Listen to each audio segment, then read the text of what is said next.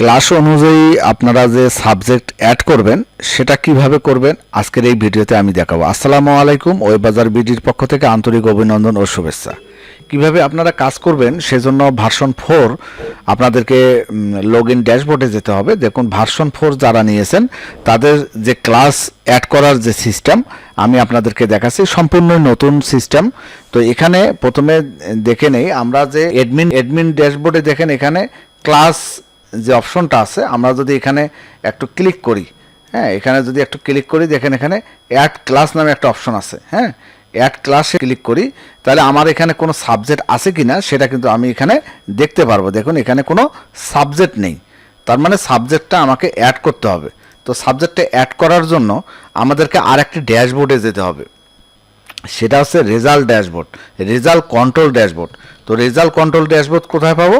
Main ড্যাশবোর্ডে যখন আমরা লগ ইন করবো সেখানে দেখুন আমাদের মেইন ড্যাশবোর্ডের এখানে রেজাল্ট কন্ট্রোল নামে একটি কি ড্যাশবোর্ডের একটা লিঙ্ক পাওয়া যাচ্ছে। আমরা এখানে চলে যাব। এখানে যদি যাই তাহলে আমরা নিউ ট্যাব ওপেন করে একটা ওপেন করলাম। দেখুন এখানে একটা মেইন সুন্দর একটি ড্যাশবোর্ড আমরা দেখতেছি, যেটা রেজাল্ট কন্ট্রোলের জন্য এবং আনুষঙ্গিক যে কাজগুলো আমরা নতুন করছি ভার্সন 4-এর জন্য সম্পূর্ণ এখানে আছে, আপনারা দেখে নেবেন। তো এখানে মেইন যে আজকের এই পর্বে আমরা দেখব ক্লাস সাবজেক্টটা কীভাবে অ্যাড করব। এখানে কোর্স সাবজেক্ট আছে, আপনারা এখানে ক্লাস সাবজেক্ট কোর্স সাবজেক্ট একই জিনিস। এটা হচ্ছে স্কুল, কলেজ, মাদ্রাসা সবার জন্য এখানে সিস্টেম করে দেওয়া আছে। তো আপনারা মাদ্রাসায় যারা ছাত্র ভর্তি করাবেন, মাদ্রাসার যে সাবজেক্ট সেই সাবজেক্ট এখানে অ্যাড করবেন। হ্যাঁ, এখানে যারা স্কুল, কোচিং সবার জন্য একই সিস্টেম। এখানে অ্যাডে যাবেন, এখানে সিস্টেম করে দেওয়া আছে। তো দেখুন, আমি যদি প্রথমে 6 ধরি, তো 6-এর একটা সাবজেক্ট অ্যাড করি। এখানে মনে করেন বাংলা সাবজেক্ট অ্যাড করলাম, এবং বাংলা এখানে সেই বাংলা সাবজেক্টটা আমরা নিচে দেব বাংলা। হ্যাঁ, নিচে দেব বাংলা এবং উপরে দেব ইংলিশ, মানে অর্থাৎ বাংলা লেখাটায় আমরা এখানে দিতে পারি। এই যে এখানে দেব, সরি আমার এখানে দেব বাংলা, আর এইখানে দেব ইউনিকোড লিখে বাংলায়, ঠিক আছে। এখানে দেব ইংলিশে যে জিনিসটা লেখা সেটা এখানে লিখে দেব, আর এখানে বাংলা সাবজেক্টের নাম ইংলিশে লিখে দেব।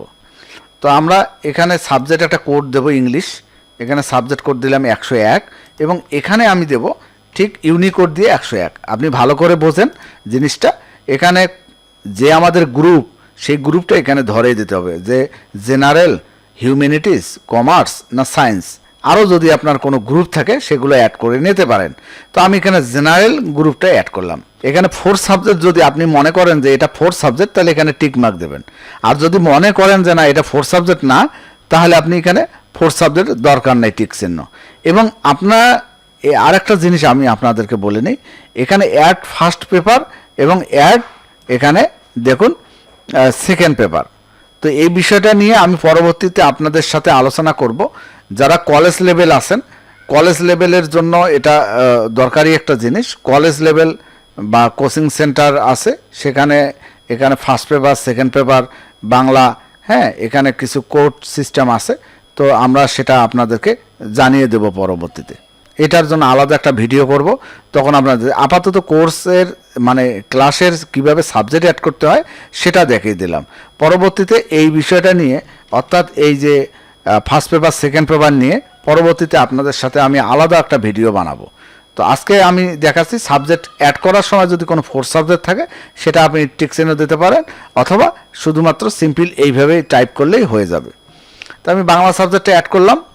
এখন আমি ইংলিশ সাবজেক্ট অ্যাড করব। মনে হয় অলরেডি আপনারা বুঝে গেছেন কিভাবে কাজ করতে হয়। আমার কাজ শেষ।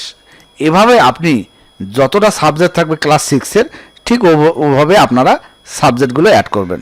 তবে আমি পরবর্তীতে আর একটি অপশন এখানে আনবো, সেটারও জন্য সাবজেক্ট অ্যাড করা আরও একটি ভিডিও আমি বানাবো। সেই ভিডিওতে আমি আপডেট কিছু আনলে সেটা আপনাদেরকে দেখিয়ে দেব। তো এখন যদি আমি এখানে দেখি সাবজেক্ট রিলোড দেই, তাহলে আমরা দেখব যে আমরা যে সাবজেক্টগুলো অ্যাড করছি সেগুলো কিন্তু এখানে লিস্ট আকারে শো করবে। হ্যাঁ, চাইলে আপনি এখান থেকে এডিট করতে পারেন।